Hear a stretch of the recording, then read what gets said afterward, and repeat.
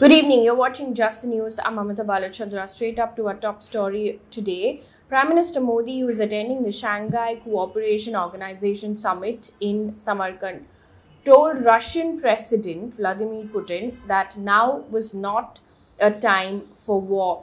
Now, the comments from Prime Minister Modi came just a day after Putin acknowledged that China, Russia's key ally, had concerns over the conflict in Ukraine. Now, Prime Minister Modi added, and I quote, "Today we will get the opportunity to talk about how can we progress on the path of peace. India-Russia has stayed together with each other for several decades," end quote. Now, Prime Minister Modi said that food, fertilizer, fuel security are among the major concerns. In response to this, Putin said, and I quote, "I know your position on the conflict in Ukraine, your concerns. We will do our best to end this as soon as possible," end quote. Now, Prime Minister Modi also stressed the importance of, and I quote, "democracy and diplomacy and dialogue," end quote. Now, so far, India has not openly criticized Russia for its invasion of Ukraine. India has been pushing for resolution of the crisis through dialogue instead. Now, the SCO, which also includes Kazakhstan, Kyrgyzstan, Tajikistan, and Uzbekistan, was set up in 2001 as a political, economic, and security organization to rival Western institutions. Russia has invaded Ukraine. In fact, it invaded Ukraine on the 24th of February this year. It's been over 7 months of the war in Ukraine. Moving on now from the story, according to a report by People's Union of Civil Liberties, less than 3% of the arrests made under the Unlawful Activities Prevention Act between 2015 and 2020 have been convicted. Now, out of the 8,371 people arrested under the stringent law, only 235 were convicted. The report also noted that once arrested under the UAPA, it usually takes long for a person to get bail, if at all the relief is granted. In fact, the report also noted that the loose definition of terrorist act under UAPA has made the provision a draconian, and I quote, "an undemocratic one," end quote. Now, opposition parties have condemned the law so far for trying to suppress dissenters and activists. Several people like Umar Khalid, Safura Zargar, Sudha Bharadwaj, Varavara Rao, etc. were booked under the UAPA. In fact, we've done an explainer on this stringent law. That's up on our YouTube page. We'll put up a link of that in this description as well. Do take a look at it. Moving on, independent MLA from Gujarat, Jignesh Mevani and 18 others were sentenced to 6 months in jail on Friday by an Ahmedabad court in connection with a case related to a protest at the Gujarat University in 2016. Now, Mevani and his associates had held the protest to demand that an under-construction building of the university's law department be named after B.R. Ambedkar. They were arrested on charges of damaging public properties and rioting, among others. Also in the news, the centre has told the Supreme Court that medical Indian students who have returned from Ukraine cannot be accommodated in medical colleges here because of the lack of provisions under the law. The government in an affidavit said that there is no provision in the National Medical Commission Act 2019 that could allow enlisting the students. Now, there are approximately over 18,000 Indian students studying medicine in Ukraine. The government filed its response to a batch of petitions by students who are primarily seeking transfer to medical colleges in India in their respective semesters. The court will hear the matter next on Friday. Meanwhile, in Lucknow, 9 people died after a wall collapsed because of heavy rains on Friday. In fact, several parts of Lucknow have been waterlogged because of heavy rains. Uttar Pradesh Chief Minister Yogi Adityanath has announced a compensation of 4 lakh rupees for the families of the deceased. The IMD has said that Lucknow recorded 155.2 millimeter of rain in the last 24 hours alone. Trigger warning for people who are watching right now. The next story is extremely disturbing. According to a report by PTI, A case was registered against the management of a school in Bhopal for allegedly suppressing evidence after its 3-year-old student was raped by a bus driver in the presence of a female attendant on the 8th of September. School chairperson, principal, and transport manager have been booked under POCSO, which is a Protection of Children from Sexual Offences Act. The driver and bus attendant have been arrested and booked for rape. Now, the driver and the bus attendant were arrested on the 13th of September. After raping the child, the driver then changed her school uniform with a spare one that was kept in her bag. The child's mother grew suspicious later when she returned home in the changed dress and inquired about this with the school authorities, who denied changing the student's clothes. Madhya Pradesh Chief Minister has asked officials to take strict action against the accused persons. A special investigation team has also now been formed to look into this case.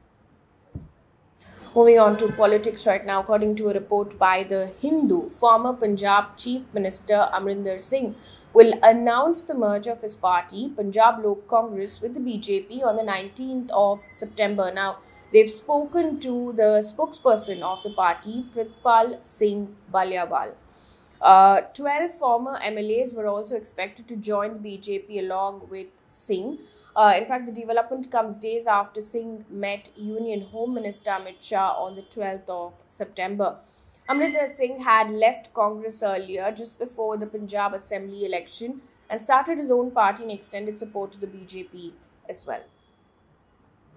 An update on the Delhi liquor scam case. Now, PTI, citing unidentified sources, has reported the Enforcement Directorate today conducted searches at 40 locations across India as part of a money laundering investigation into the alleged irregularities in the now withdrawn Delhi excise policy. Now, this is the second round of raids since the 6th of September. Last week, the investigation agency searched around 45 locations across India. Now, under the new policy, which was implemented in Delhi on the 17th of November, licenses of 849 liquor shops were issued to private firms through open bidding. However, on the 30th of July, the Delhi government withdrew the policy after LG Vinay Kumar Saxena recommended an inquiry into it by the CBI. On to environmental news right now. This one coming in from the Uttar Pradesh. Uttar Pradesh government has been fined 120 crore rupees by the National Green Tribunal for environmental compensation for improper management of liquid and solid waste. Now, the UP government has to deposit the amount within a month. The bench held that the UP government was accountable for discharging at least 55 million litres per day of untreated sewage into drains, rivers and other water bodies in and around Gorakhpur. The NGT has then also directed the government to set up a 6-member joint committee for planning and executing remedial measures to meet the norms, preferably within 6 months. If the government fails to do so, another compensation could be levied. Now, the bench was hearing a petition seeking action against contamination of water bodies and groundwater because of the discharge from untreated sewage and industrial effluents in and around Gorakhpur district. On to business news right now. Gautam Adani has become the world's second richest person today. However, this was only for a brief period of time. He surpassed Jeff Bezos and Louis Vuitton's Bernard Arnault to grab the second spot with a net worth of $154.7 billion. Now, this was according to Forbes' real-time billionaires list. Elon Musk, however, ranks at the top of the list. Currently, Gautam Adani is settled at the 3rd position. Also, there's a worrying report by World Bank. According to this report, the world could face a recession next year amid simultaneous tightening of monetary policy by central banks around the world. In fact, the report also says that several indicators of global recessions are already, and I quote, flashing signs, end quote. Now, it added that the global economy is now in its steepest slowdown following the post-recession recovery since 1970. The World Bank president in a statement has said, and I quote, global growth is slowing sharply with further slowing likely as more countries fall into recession, end quote. Now, even as this report came out, equity markets suffered heavy losses today and Sensex slipped 1,093 points. Nifty also slumped by 346.55 points to close at 17,530.85. Both the indices lost nearly 2%.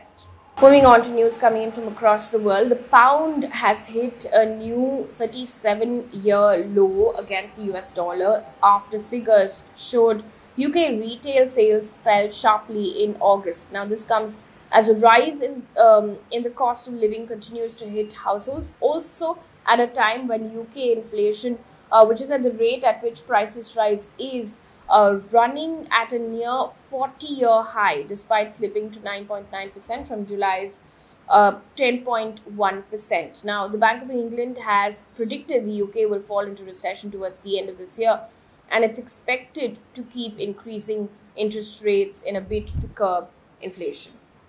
One piece of good news before we wrap things up here on this bulletin. This is a really inspiring story that came out yesterday. Billionaire founder of US outdoor apparel brand Patagonia, Eva Shuvina, has transferred his $3 billion company to a specially designed trust and a non-profit organization to fight climate change. Now, according to AFP, all of Patagonia's non-voting shares have been transferred to a non-profit dedicated to fighting against climate change and nature protection and conservation as well.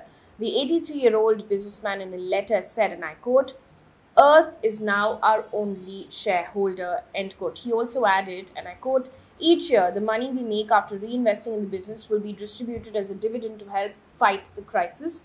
Instead of extracting value from nature and transforming it into wealth for investors, we'll use the wealth Patagonia creates to protect the source of all wealth," end quote. That brings us to the end of this bulletin. Thank you so much for watching.